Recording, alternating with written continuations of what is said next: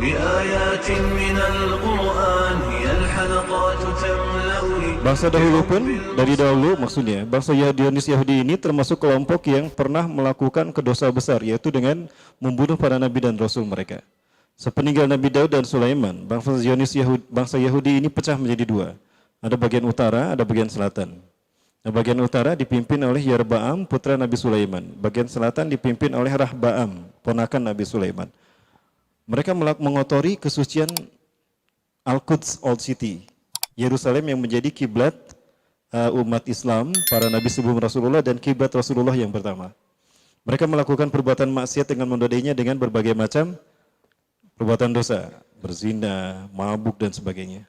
Maka Allah murka kepada mereka. Namun sebelum Allah menimpakan kemurkaan mereka, seperti biasa, Allah menyatakan wa idza aradna an nuhlika qaryatan, a'udzubillahi minasyaitonir rajim. Surat Al-Isra ayat ke-6. Allah menyatakan a'udzubillahi minasyaitonir rajim wa idza aradna an nuhlika qaryatan. Jika kami berkehendak untuk menghancurkan satu negeri, amarna mutsrafiha. Kami utus nabi dan rasul kami untuk kami perintahkan kepada orang-orang yang hidup mewah di kampung tadi, yang buat-buat maksiat, untuk beriman kepada Allah, bertobat atas perbuatan dosanya, berhenti dari perbuatan dosa dan bertobat pada Allah Subhanahu wa taala. Ya. Kemudian diutuslah para nabi dan rasul pada mereka menasihati mereka. Nah, kita tahu bahwa bangsa Yahudi Bani Israel ini adalah bangsa yang paling banyak nabi dan rasulnya. Ya. Dari 124.000 nabi dan rasul, ya, hanya 12 yang bukan Bani Israel. Ya, dari 12 yang bukan Bani Israel, 4 orang Arab. Nabi Hud, Nabi Soleh, Nabi Syu'aib, dan Nabi Muhammad. Itu Arab semuanya. Keturunan dari Syam, Arab. Nah, dari 124.000 kurang 12, itu berarti sisanya Bani Israel. 123.988 orang, itu dari Bani Israel. Kenapa banyak Nabi dan Rasul yang diutus pada Bani Israel? Karena berdegongnya mereka. Karena bengalnya mereka. Tidak cukup dengan satu nabi, harus banyak nabi yang diutus. Ibarat satu sekolah, satu kelas, kalau anaknya baik-baik cukup dengan satu guru. Tapi kalau anaknya bararaong ya bahasa Sundanya, maka tidak cukup dengan satu guru, harus banyak guru. Nah begitu pula dengan bangsa jenis Yahudi. Saking bengalnya mereka tidak satu nabi yang diutus, lah banyak sekali. Dan dari bangsa Arab cuma 4 tadi nabinya. Nah, baik para mulai mati Allah. Nah, nabi-nabi yang Allah utus di tengah-tengah mereka bukannya untuk didengar, diimani dan diikuti perintahnya, tapi malah ditentang dan dibunuh. Yuqatilunal anbiya'a bighairil haq. Mereka membunuh para nabi ini dengan cara yang tidak baik. Nah, akibatnya apa? Allah murka pada mereka. Nah, dikirimlah 3 bangsa besar untuk menghukum mereka. Bangsa Mesir, Assyria dan Kaldani. Dan apa yang terjadi? Hancurlah istana Nabi Daud dan Nabi Sulaiman. Ketiga itu, yang tersisa tinggal wailing wall, dinding ratapan. Ya. Para mulai mati Allah, itu adalah kerusakan yang pertama yang dilakukan oleh mereka. Nah, kerusakan yang kedua yang akan mereka lakukan adalah dalam momentum tidak lama lagi, para Allah, zaman kita. Ya. Allah mengatakan kepada mereka kalau mereka akan berkuasa kembali di muka bumi. Ya, thumma radadna lakumul karrata alaihim wa amdadnakum bi amali wa banin. Surat Al-Isra ayat ke-6 kalau tidak salah. Thumma kemudian radadna kami kembalikan alaihim atas mereka. Karrotan, kekuasaan Al-Qarrah, kekuasaan untuk menguasai kembali Al-Aqsa Palestina.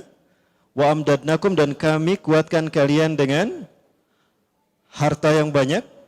Pasca Holocaust mengalir uang bantuan dari seluruh negara Eropa, Amerika, Prancis, Inggris, Jerman, Belanda, Belgia, mengalir semua ke, terutama Jerman ya, ke Israel sebagai kompensasi karena mereka korban terbanyak dari Perang Dunia Kedua. Wabanin dan banyak pasukan yang dikirim ke tengah-tengah mereka untuk membantu mereka. Ya. Waja'alnakum aktsaran nafira dan kami jadikan kalian bangsa yang besar. Itu kata Allah Subhanahu wa taala. Nah, itu adalah kesempatan kedua mereka melakukan kerusakan di muka bumi. Nah, Rasulullah SAW menyebutkan bahwa mereka kemudian akan melakukan kerusakan dengan membuat sesuatu yang bisa menjadi sambutan dari mereka sebagai cara mereka menyambut Tuhan yang mereka sembah selain Allah. Siapa? Dajjal. Ya. Dajjal yang akan mereka sambut itu mereka sebut Mesayah. Ya, tidak lama lagi mereka meyakini Mesayah ini akan datang. Maka bagaimanapun juga status Yerusalem harus sah menjadi milik mereka. Maka dibuatlah propaganda agar Yerusalem jatuh ke tangan mereka. Maka menggunakan moncongnya PBB, menggunakan mulutnya PBB, diputuskan kalau Palestina dan Israel akan dibagi dua. Ya, Yerusalem akan diserahkan menjadi ibu kota Israel, Ramallah akan diberikan pada Palestina. Pada saat itulah tidak akan ada lagi konflik kalau itu diterima. Nah, para yang dirahmati Allah, tentu keputusan ini menyakiti kita umat Islam, bukan hanya menyakiti hati kaum muslimin Palestina. Kenapa? Karena Masjidil Aqsa, Yerusalem, Al-Quds bukan milik Palestina, tapi milik umat Islam seluruh dunia.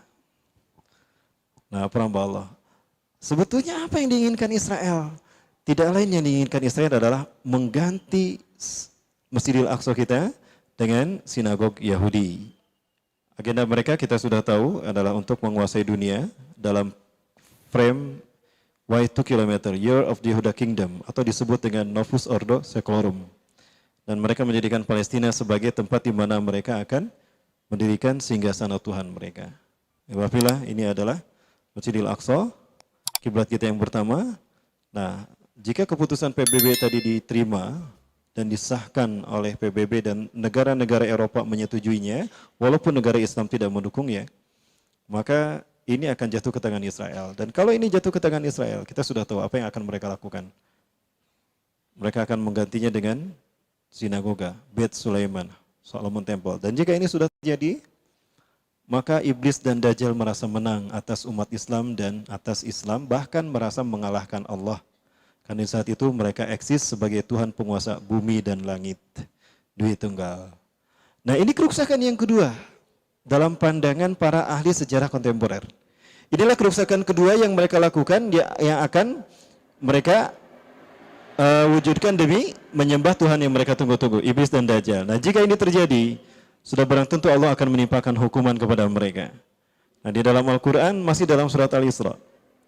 Fa idza jaa wa'dul akhirah, maka apabila datang janji hukuman yang kedua dari dua janji hukuman tadi, setelah mereka melakukan kerusakan yang kedua, liyasu wujuhakum, akan Allah utus hamba-hamba Allah seperti zaman dulu lagi, uli ba'sing syadid, yang punya kekuatan yang dahsyat, yang kuat, yang tidak bisa mereka kalahkan. Liyasu wujuhakum, agar memuramkan wajah Israel, wajah Zionis Yahudi, wajah Zionis Yahudi yang telah melakukan kerusakan di muka bumi, terutama di Masjidil Aqsa tadi. Wal yutabbiru ma'alau tadbira, dan agar menghabiskan mereka sehabis-habisnya. Wa kana wa'dan maf'ula, dan janji Allah itu pasti terlaksana. Ya, para sekalian. Nah, para Allah, janji hukuman itu kapan akan terjadi? Nah, Rasulullah menyebutkan di dalam sebuah hadisnya. Ya. Innakum satuqatiluna al-yahuda walau yahtabi'u miwar syajar wa hajar. Taqulu syajar wa hajar, ya muslim ya mu'min ta'al fil wara'il uqtulhu.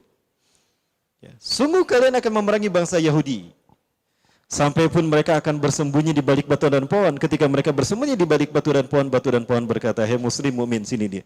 Ini di belakangku ada yang Yahudi. Bunuhlah dia." Illa gorkot, kecuali pohon gorkot, karena gorkot adalah pohonnya Yahudi. Ini nubuah yang Allah sampaikan di dalam Al-Quran, kemudian ditegaskan oleh Rasulullah SAW.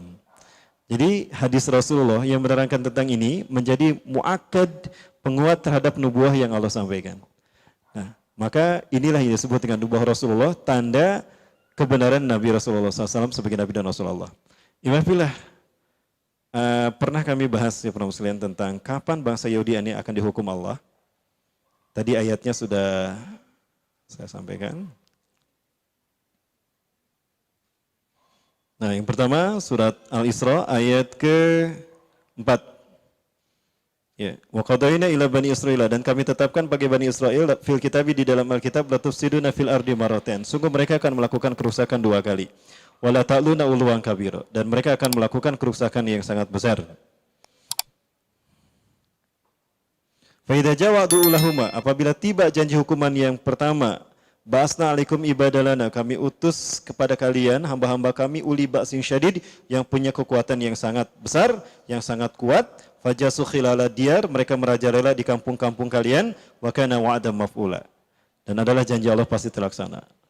Apa yang dilakukan oleh Mesir, Assyria, Kaldani menghancurkan bangsa Yahudi sehingga mereka eksodus keluar semuanya. Tidak ada lagi yang tinggal di sana kecuali sebagai budak. Jadilah mereka bangsa tanpa negara, bangsa tanpa tanah air. Eksodus besar-besaran, sporadis di tengah-tengah bumi, di atas muka bumi. Nah, Allah kembalikan kesempatan mereka untuk berkuasa kembali di muka bumi. Ya, surat Al-Isra ayat ke-6. Ya, Allah akan menguatkan mereka bi amwali wa banin, dengan harta yang banyak dan pasukan yang banyak. Pasukan Amerika, Prancis, Pakta NATO semuanya dikerahkan untuk melindungi kepentingan Israel. Pasukannya banyak digunakan untuk melindungi mereka. Terbukti apa yang Allah firmankan. Nah, berikutnya Allah nyatakan, fa idza jawadul akhirah, maka apabila tiba hukuman yang kedua, setelah Allah menyatakan, in ahsantum ahsantum li anfusikum, apabila kalian berbuat baik, tentu kebaikan itu akan kembali pada diri kalian. Wa in asa'tum, dan jika kalian berbuat buruk, falaha, maka keburukan itu akan menimpa kalian. Apa itu? Fa idza jawadul akhirah, apabila tiba janji hukuman yang kedua, liyasu wujuhakum, untuk memburamkan wajah kalian, akan datang bangsa-bangsa yang akan kembali menghukum mereka. Para ulama ahli tafsir itu menyebutkan bangsa yang akan menghukum mereka tidak lebih adalah bangsa yang dulu menghancurkan mereka. Ya, datangnya kembali Israel mendirikan sebuah negara membuat mereka membalaskan dendam mereka pada tiga bangsa besar ini. Mesir dihancurkan menggunakan tangan Abdul Fattah As-Sisi yang berakidah Syiah. Kemudian juga Irak digulingkan karena difitnah Saddam Hussein membantu Al-Qaeda dan menyembunyikan sejuta pembunuhan massal. Walaupun pada akhirnya mereka mengaku kalau mereka tidak bersalah. Saddam Hussein tidak menyimpan nuklir dan tidak pernah terlibat dengan Al-Qaeda, dan Al-Qaeda tidak bertanggung jawab atas penghancuran WTC. Tapi mereka sudah mengeksekusi mati Saddam Hussein dan mereka membantai ribuan kaum muslimin di Fallujah, di Baghdad, di Robi'ah. Ada datanya di sini para hamba Allah. Nah, inilah kejahatan yang mereka lakukan, ya, sehingga mereka bisa masuk dan balas dendam mereka kepada Mesir. Assyria, Suriah, mereka gunakan untuk menghancurkan umat Islam dengan tangan Bashar Assad. Ya. Selanjutnya mereka, yang tadi saya sampaikan, akan melakukan penghancuran Masjidil Aqsa, yang mana kita tahu Masjidil Aqsa ini adalah kiblat kita yang pertama yang akan mereka ganti. Mereka rubah dengan sinagoga. Nah, para mulai nampak Allah, nubuah tentang kehancuran mereka ini mengandung berbagai macam hikmah yang luar biasa. Ya, nubuah yang pertama tadi dari Quran, sekarang nubuah dari Rasulullah SAW. Rasulullah memberitakan bagaimana cara mereka diperangi oleh kaum muslimin. Ya, bayangkan saudaraku, ini adalah ucapan manusia yang paling berakhlak mulia, Rasulullah SAW. Beliau yang dikenal cinta damai, sangat menghargai nyawa manusia. Namun bila menyangkut kaum Yahudi bersikap sangat tegas dan tanpa keraguan sedikit pun juga. Melalui hadisnya Rasulullah menjelaskan bagi kita bahwa umat Islam bila mana nanti menyangkut bangsa Yahudi itu haruslah bersikap ekstra waspada. Ya, sampai Hasan Al-Banna mengatakan, Asy-Syahid Hasan Al-Banna mengatakan, jika Anda bersalaman dengan orang Yahudi, buru-buru cepat tarik tangan Anda. Lihat jari Anda apakah masih utuh 5? Karena ketika Anda salam bersama Yahudi, bisa-bisa Anda kehilangan satu jari Anda. Karena di balik janji damai mereka itu ada rencana untuk mencelakai Anda. Nah, maka Rasulullah memperingatkan hati-hati kepada kita terkait dengan bangsa Yahudi ini.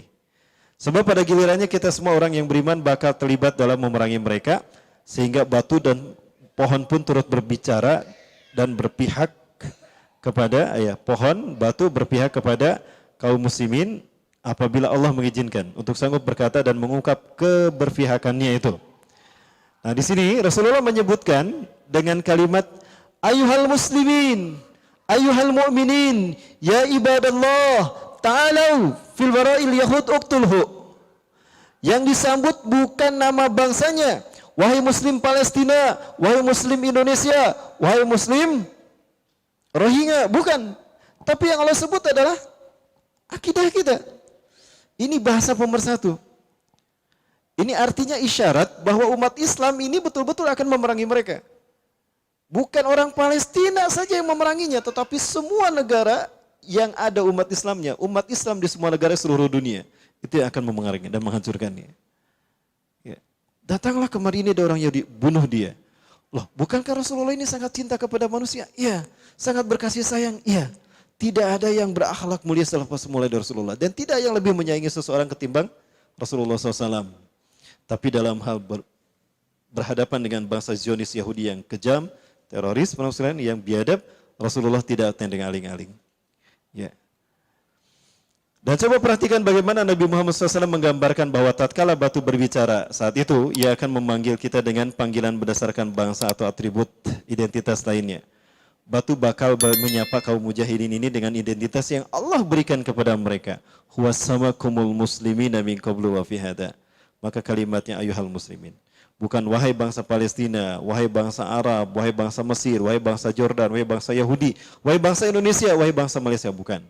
Tetapi Allah mengizinkan batu itu berbicara memanggil akidah kita. Wahai kaum muslimin. Ya. Baik, Ibadah. Nah, hal ini bisa dilihat dalam Quran surat Al-Hajj ayat ke-78. Ini bukan ayat ke-8 dan bukan surat Al-Isra, tapi surat Al-Hajj ayat ke-78. Surat kedua-dua ayat 78. Alhamdulillahi Rabbil Alamin.